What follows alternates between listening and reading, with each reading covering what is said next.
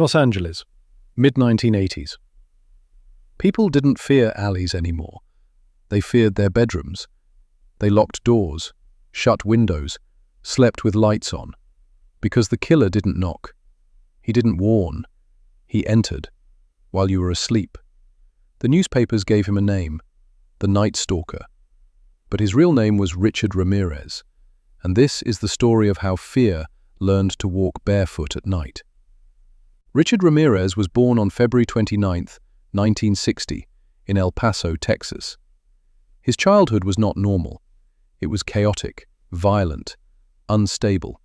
His father was strict and often abusive. Head injuries from accidents were common. Anger came easily to Richard, even as a child.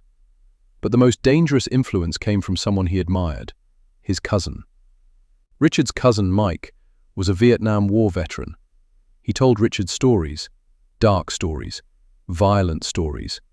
He showed him photographs, things a child should never see. One day, Richard witnessed something that permanently damaged him. A murder, right in front of his eyes. From that moment, fear and fascination merged. Violence stopped being shocking. It became familiar.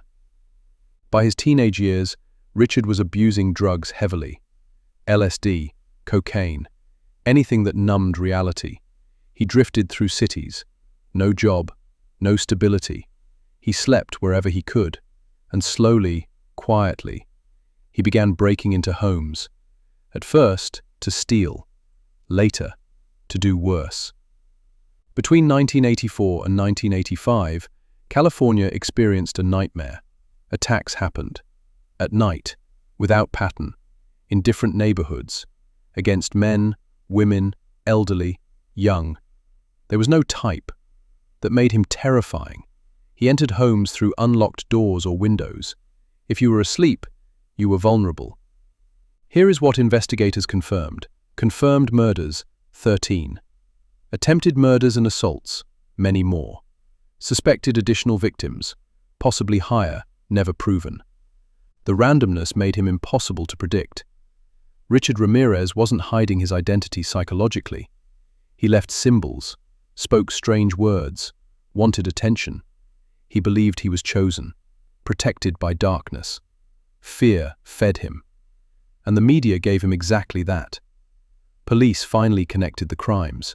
Press conferences warned the public. Lock doors, lock windows, stay alert. But panic spread faster than safety. The killer was always one step ahead, until one mistake. At one crime scene, police found a fingerprint. It matched a criminal record. For the first time, the Night Stalker had a face, Richard Ramirez. His photo was released to the public, and that changed everything. In August 1985, Ramirez returned to Los Angeles. People recognized him. He ran. But the city didn't let him escape. Ordinary citizens chased him, surrounded him, held him until police arrived. The Night Stalker didn't fall to police skill. He fell to public rage. The trial was long. Ramirez showed no remorse. He smiled, raised his hand in symbols, mocked the court. In 1989, he was sentenced to death. Richard Ramirez sat on death row for decades. On June 7, 2013, he died of natural causes in prison. No final confession, no apology, just silence. Richard Ramirez wasn't terrifying because he was smart. He was terrifying because he was random. He reminded the world of something deeply uncomfortable. The greatest danger doesn't always come from dark alleys.